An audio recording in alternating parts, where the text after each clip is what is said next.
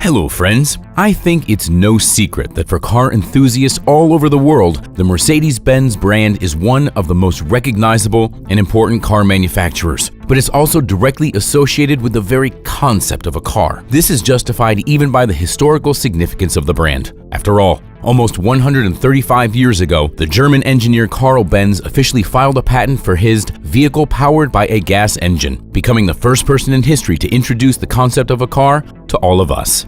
The event that marked the beginning of the history of the entire world automotive industry took place on January 2, 1866. This patent number 37435 of a simple engineer and innovator by the name of Carl Benz became the start of an entire era. Of course, Benz's invention was very different from the modern concept of a car. In fact, he installed an engine he had developed from scratch on a tricycle. But as we all know, everything starts small, and Mercedes-Benz was no exception. Today we'll tell you how the legend of the automotive industry was born, and how Mercedes has managed to stay one of the top car manufacturers for so long. As I said earlier, Mercedes-Benz officially dates back to 1886, but the road to the creation of this car began long before that, in the distant 1871, when Carl and his partner opened a mechanical workshop in Mannheim. This is how, through trial and error, a real miracle was eventually created. However, Carl had to go a long way before he got to the point of creating the first engine. Carl Friedrich Benz was born on November 25, 1844, in Baden-Württemberg, now a part of the city of Karlsruhe, Germany. Carl probably owes his interest in all kinds of mechanisms to his father, who worked as a train driver and who died of a cold he got in the open cabin of the train when the boy was only 2 years old. And it is worth mentioning that the innovator's childhood was far from carefree. After losing her husband early, Frau Benz was left alone, but she didn't despair. She worked hard to make sure that her child didn't only have enough food, but also got an education. Studying wasn't hard for the boy. His grandfathers and great-grandfathers worked as blacksmiths, and since this profession required one to be the artisan, the designer, the technologist, and the engineer all at once, Carl didn't have much trouble determining his future. Back in his youth, Carl was interested in photography and repairing wall clocks, so he already knew how to handle a screwdriver. At the age of 15, Carl graduated from the grammar school in the city of Karlsruhe, and then on July 9, 1864, at the age of 19, he graduated from the mechanical engineering department of the Karlsruhe Polytechnical School. After which he went to work at an engineering plant. And even though he liked the job, he quit it after having worked as a mechanic for 2 years. He enjoyed creating and designing new things, but working at the factory didn't require much creativity. Knowing the value of money since his childhood, Carl never shied away from dirty or hard work. For several more years, the young man worked at small factories in Karlsruhe, Mannheim, and Vienna, all the while moonlighting in repair shops and factories for the production of agricultural equipment. And although the engineer worked diligently as a hired worker, his thoughts of doing something of his own started going through his mind. Thus, in 1871, together with his friend August Ritter, he set up his first company, a mechanical workshop which also engaged in the supply of building materials. Like any other businessman, Carl dreamed of making his business successful, but despite all of his efforts, things didn't work out. There were few orders, even less money, and soon the young workshop owners were in deep debt. Ritter immediately announced his retirement from the company, and this meant the end of the company. And although Carl tried to persuade him not to give up on their business, his partner wouldn't listen. So Carl was left all alone. He didn't even have enough money to rent a room. He was devastated, but at the same time, he was still sure of what he was doing.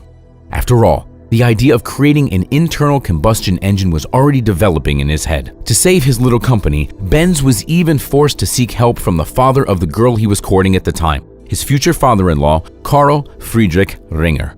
A carpenter by profession, a simple man but firmly on his feet, Carl Ringer appreciated the young man's talent, as well as his dedication and resourcefulness. He lent him a significant amount of money, which on the one hand allowed Carl Benz to buy out his share of the company from August Ritter, and on the other, greatly strengthened the relationship between Benz and Ringer. On July 20, 1870, Carl Benz and Cecile Bertha Ringer got married, but the bride's dowry was the very loan Carl received from his father-in-law. Jumping ahead, I'll just say that the marriage of Carl and Bertha Benz is the best example of a happy union of two hearts that lasted a lifetime. In this marriage, the Benz spouses had 5 children. In addition, it's hard to overestimate Bertha's role in the story of the car's invention. Carl's company was on the verge of bankruptcy several times, and Bertha always came to the rescue, providing not only moral but also quite practical support. There is a very interesting story about how Bertha made the best ad for the first car without even letting her husband in on it, but I'll tell you about that a little later. Getting the mechanical workshop at his own disposal, Carl Benz took up the development of the internal combustion engines. Benz planned to sell motors for agricultural and industrial use. But along with the development of the engine, Carl was also working on another idea, the development of a horseless carriage. The development of the first engine took over 6 years. Benz was granted a patent for his 2-stroke gasoline engine on December 31st, 1878. And it was only the beginning. Over the next 3 years, he patented several things we know very well: a battery-powered ignition system, a spark plug, an accelerator, carburetor, a radiator for the engine water cooling system, and a little later, a clutch and a gearbox. And while Carl was always designing something, the rest of the people in the workshop were working, repairing the agricultural machinery and horse-drawn carts, which barely covered Benz's inventing expenses. As Carl later said, "There was a terrible lack of money, but my wife never reproached me for this. Moreover, she denied herself in many ways and always supported me." Initially, the engineers used alcohol as fuel for the engine, but it quickly wore out the parts and it didn't have the proper effect in the cold time of the day. It was Carl who first decided to use gasoline as fuel. The first prototype of the engine was completed and even successfully tested in 1879, thus laying the foundation for new achievements. 3.5 years later, Carl Benz established a company based on his workshop and several inventions he had already patented. The company was known as Benz & Cie at the time. It was at this company Carl Benz managed to establish the serial production of gasoline engines. And in the next 3 years, Carl continued to improve them all the time.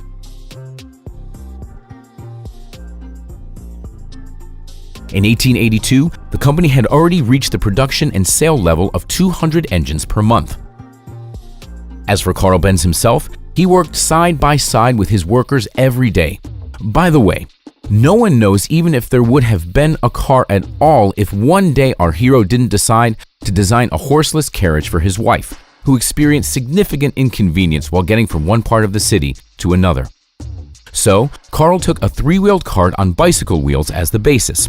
He installed a steering mechanism on the front wheels. It had a handle rotating in a horizontal plane. The 4-stroke gasoline engine was located under the seat above the rear axle, and the torque was transmitted to the rear axle with a simple bicycle chain.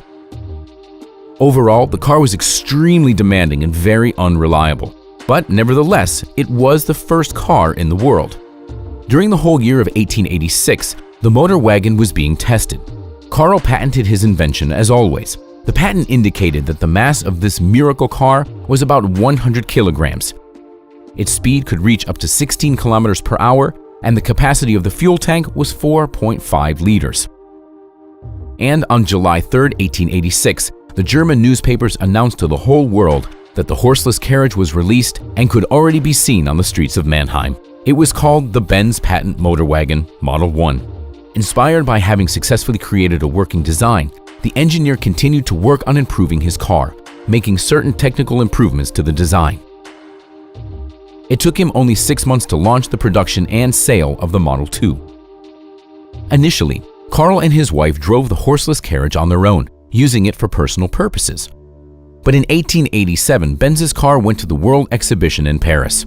However, it's hard to say that people were interested in it.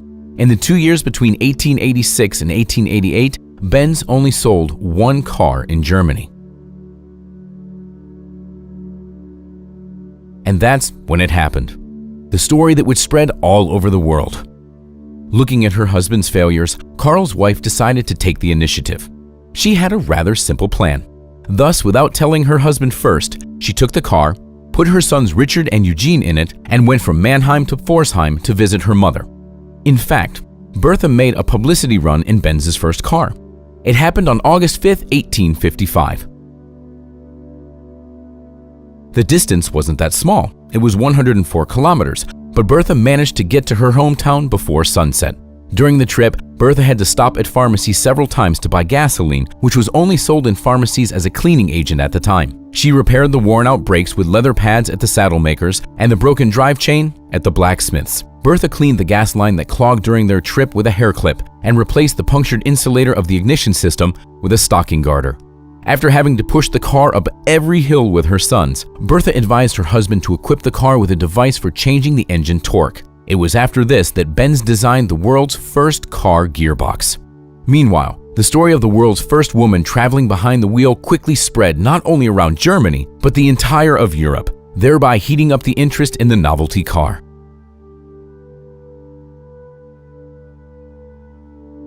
A year later, Karl released an improved version of the car, the Model 3. But when he learned that there was a car on 4 wheels, designed by other German engineers, Gottlieb Daimler and August Maybach, he also decided to build a car on 4 wheels. In 1893, Benz created a 4-wheeled Victoria model with a 3-horsepower engine and a speed of up to 20 kilometers per hour. It was well received, and 45 cars were sold in just 1 year.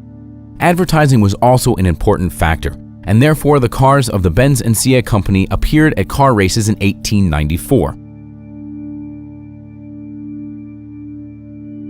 That year, the editor-in-chief of the Parisian newspaper Le Petit Journal initiated the first-ever automobile race on the Paris-Rouen route.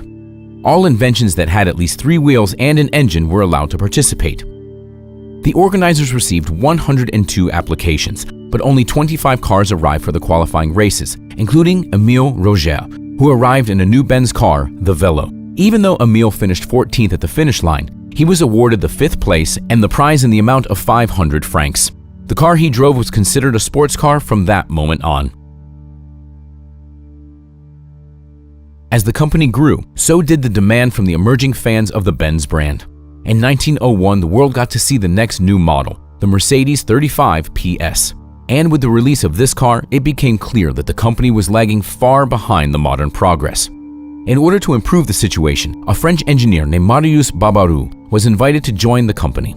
It is worth mentioning that initially the relationship between Barbaroux and Benz was tense. Barbaroux didn't want to put up with Benz's ideas. Benz, in turn, denied all of Barbaroux's innovations. The conflict escalated so much that Benz even decided to step away from his own company, completely trusting the French engineer. This decision had a number of consequences. It turned out that Barbaroux couldn't handle his duties and didn't live up to the expectations. It was only after German engineer Hans Niebel joined the company that the business finally began to improve. Under his leadership, the world's first and most famous racing car, the Blitzen Benz, was created with a 200-horsepower engine. In the post-war years, many new models were released, most of which were successfully produced until the mid-20s. Until 1926, 47,555 vehicles were assembled. The lineup included such cars as the Mercedes 35 PS, Mercedes Simplex, Mercedes 40, 45 PS, and Mercedes 65 PS. Of course, the First World War left its mark in the company's history. Its growth was significantly influenced by the collapse of the exchange rate, as well as by the entrance of more successful manufacturers into the automobile market, including the Ford Motor Company. All of these factors caused Benz to enter a prolonged stagnation period. However, the situation turned out to have a simple solution. On July 28, 1926, 2 competing firms merged into one, creating a new concern, Daimler-Benz. The position of the head of the company was taken by Ferdinand Porsche. He took the situation under his personal control, supervising all of the production and gradually updating it. The first development under his leadership was the Mercedes 24 100 140 PS. By the way, from that moment on, all cars were produced only under the Mercedes-Benz brand. Porsche only worked for the company for a couple of years, leaving the executive position in 1928 to Hans Niebel, who significantly influenced most of the lineup at the time. Under his supervision, passenger cars Mannheim 370 and Nürburgring 500 were manufactured. Just 2 years later, the Mercedes-Benz 770 W07 was launched, as well as the Mercedes 170. In 1933, the passenger cars Mercedes-Benz 200 and the sports cars Mercedes-Benz 380 came out. German engineer Max Saylor became the company's new designer and created such models as the 170V, the the world's first mass-produced passenger car with a diesel engine, Mercedes 260D, as well as the new big Mercedes-Benz 770 W150. During the Second World War, Daimler-Benz continued to manufacture cars up until the moment it came under a 2-week aerial bombardment. Unfortunately, only ruins remained of the factory after that. In 1945, the board of directors ruled that Daimler-Benz no longer existed physically. This didn't mean that the company ceased to exist altogether. What it meant was now all forces would be directing not at car manufacturing, but at the construction of new facilities. Thus, already in May 1949, a major modernization of the entire production line was carried out. Most of the cars were still produced in the old designs, which significantly influenced sales volumes, and thus, the changes weren't long in coming. In January 1952, an improved model with a bigger body came out under the number W191. The W187 car was also released, taking its place in the middle segment. It was thanks to these two cars that the company was able to create a solid foundation for further development, even becoming the leading automotive manufacturer in Western Europe. After restoring production, the company produced a number of luxury cars. The first car of this kind was presented at the 1951 Paris Motor Show. It was the W186 300 limousine that was a huge success among important businessmen, celebrities, and politicians. The last category gave the car an unofficial name in honor of the first Chancellor of the Federal Republic of Germany, Konrad Adenauer, who had a personal car and appreciated it very much. In 1954, the W186 300B series saw the light of day. It was equipped with new brake drums and front vents, and a year later the model was replaced by the 300C, equipped with an automatic transmission. Thanks to the recognition among car enthusiasts, the company also had new resources, which made it possible to make their cars not only reliable, but also inexpensive to maintain. This was the new W120-180 car. Its production continued until the early 1960s. But the largest and most popular was the W180-220A model, which was equipped with an 89 horsepower engine. The production of large pontons of the 220th series continued until September 1959. During the production of the pontons, a solid base was created for the production of future models, and by 1960, the assembly on one car took an average of 25 hours, according to the analysis in the Daimler-Benz company. Of course, it's also worth paying attention to the racing car series. In 1952, the predecessor of the SLR was launched, the Mercedes-Benz W194 racing car, which was able to finish second and fourth places in the Mille Miglia of the same year.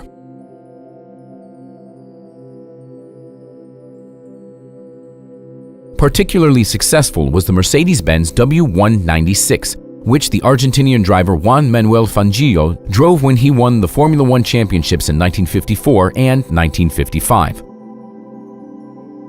In the same year, an improved version of the car, Mercedes-Benz W196S 300 SLR, numbered 722, set the still unbeaten Mille Miglia race record. At this time, one of the most popular cars of the 50s came out, the Mercedes W198 300 SL. Interestingly, the idea of creating this car was proposed by the businessman Max Hoffman. Thus, in 1954, almost all of the US elite, who bought over 80% of all the cars that were supplied, bought them at various auctions for enormous amounts. At the same time, Daimler-Benz engineers were also developing a new generation of vehicles. They had a clear task: to ensure safety and convenience. Thus, the W111 car was created. It was first presented at the 1959 Frankfurt Motor Show. The chassis of this model was exactly the same as that of the Ponton, but the fins looked completely different. And of course, the body was more elegant due to the vertical block of headlights. The cabin was much more spacious, while the entire dashboard and even the steering wheel were covered by a soft material. The finishing touch in the history of the fins was made in the same year, 1961. Benz just didn't end the entire production of Pontons, but also of the top league of hand-built cars, W189 Adenauer 300. All the luxury of the limousine had been recreated in an ordinary sedan, the 300 SEL model.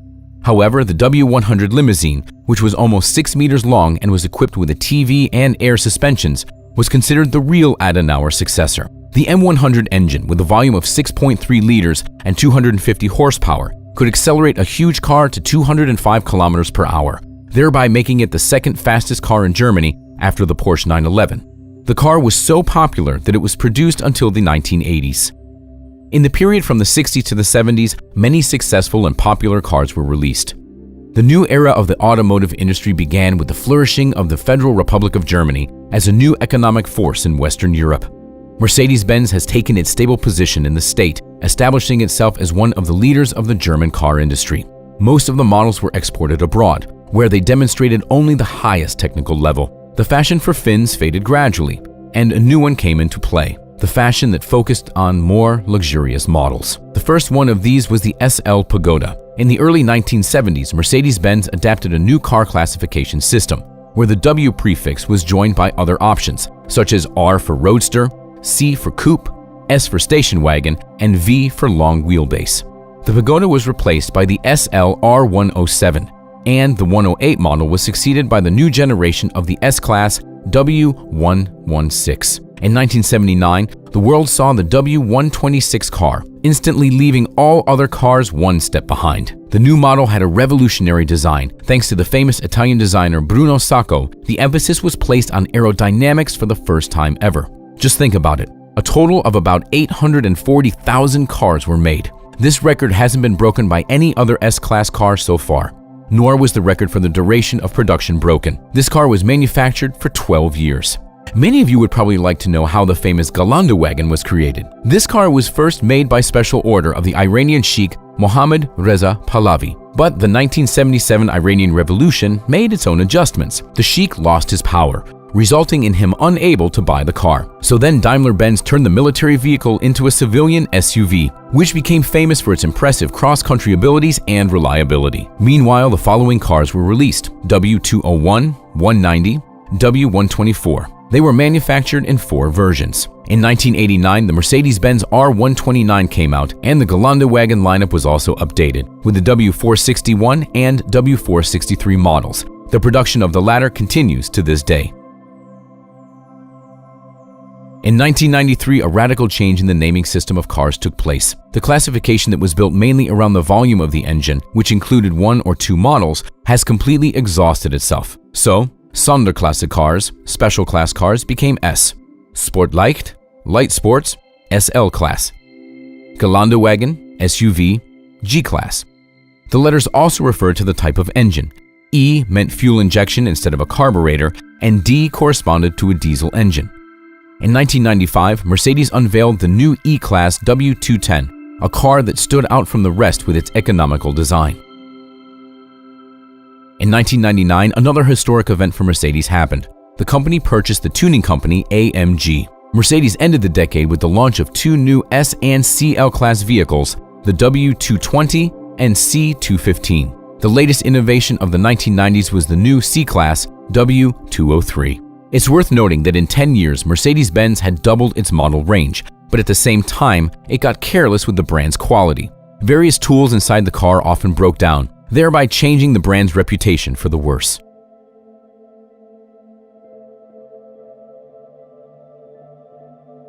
The 2000s will be remembered in the brand's history for the release of such famous and popular models as the SL55 AMG, with a 5.5-liter V8 engine with a supercharger of almost 500 horsepower. W211, W209, and most of the other cars were also modernized. In 2005, new models of the S and CL classes were launched, the W221 and C216 cars. These models were different from their predecessors because of their retro-style elements, wide wheel arches and larger volumes, and the interior became more spacious. After the upgrade of the S-Class, it was the turn of the C-Class. The first model was the new W204 car. In the second half of the 2000s, the company introduced 2 new classes of SUVs.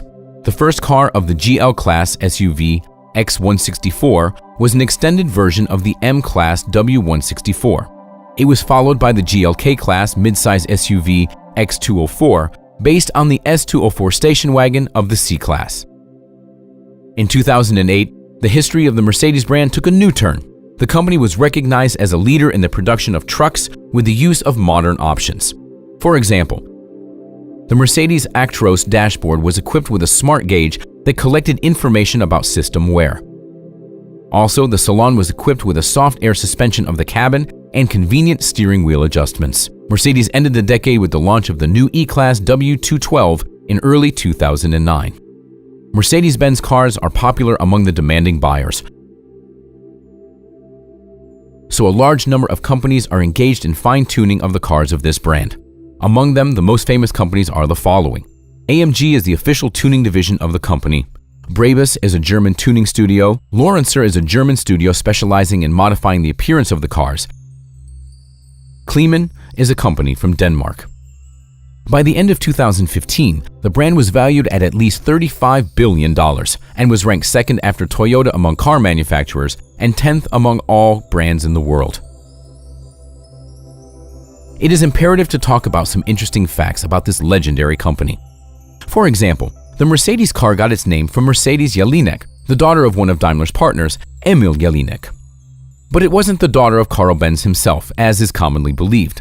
And the logo of the new company, the three-pointed star of Daimler, symbolizing the use of Daimler engines on land, at sea, and in the air, was surrounded by a laurel wreath, which was taken from the Benz symbol. Mercedes is appreciated so much by the rich and powerful of this world for a number of reasons. First of all, of course, is its status and comfort. But Mercedes has also proven their reliability in the most extreme conditions. Thus, in 1998, the Georgian president was shot at while in an S600 Mercedes car. However, the head of state remained safe and sound, even though several automatic rounds were fired at the Mercedes, and it was even hit from a grenade launcher. And the most famous entrepreneur, Steve Jobs, only bought 6 Mercedes cars and drove them without license plates. California law allows this, but only for the first 6 months after the date of purchase. So what Jobs did was buy a car and use it for 6 months, and then he'd bring it back to the salon and get a new one. Another interesting fact is that the slogan, "One man, one engine," has remained the slogan of Mercedes-AMG for several decades now. This means that one specialist is responsible for each engine assembled at the brand's factory. This person checks the condition of the assembled mechanism and puts their signature on the documents, thereby fully taking responsibility for its quality. In addition, the Mercedes-Benz 770, or as it is also called, the Big Mercedes, is the most high-ranking representative of the automotive industry. Among the owners of this car were Adolf Hitler, Hermann Göring, the Pope, Emperor Hirohito, and many, many others. There's also a legend that Benz made the first car for the Russian Empire. Information about this was published by the Odessa Automobile Society in 1912. As for Karl Benz himself, he retired in the last days of his life and enjoyed his impeccable reputation as the founding father of the global automotive industry. The genius man passed away on April 4, 1929 from pneumonia in Ladenburg at the age of 85. Bertha Benz outlived her husband by a lot and died on May 5, 1944. When Karl Benz died in 1929, there were already 30 million of his cars driving around, and today there are over 500 million cars. Mercedes didn't become a mass-market car. Only 1 million new cars with a triangular star appeared on the market every year. But the company never wanted to win over the masses. The elite status of the Mercedes brand was especially clearly manifested at the end of the 20th century, when Daimler-Benz, wishing to strengthen its position in the United States, merged with the American company Chrysler. During the merger, however, the Benz name was lost from the name of the brand, and this is very sad, because the mythical name Mercedes remained, and the name of the founder and inventor Karl Benz disappeared. But on the other hand, the name of Karl Benz has not disappeared from the history of mankind, and it never will. People will always be interested to know who invented the first car and how he did it. And the answer will always be, it was invented by Karl Benz. Overall, Karl Benz lived the happy life of an engineer-inventor who saw the fruits of his labor, was recognized during his lifetime, and wasn't forgotten after his death. Thanks for watching. We'll see you next time.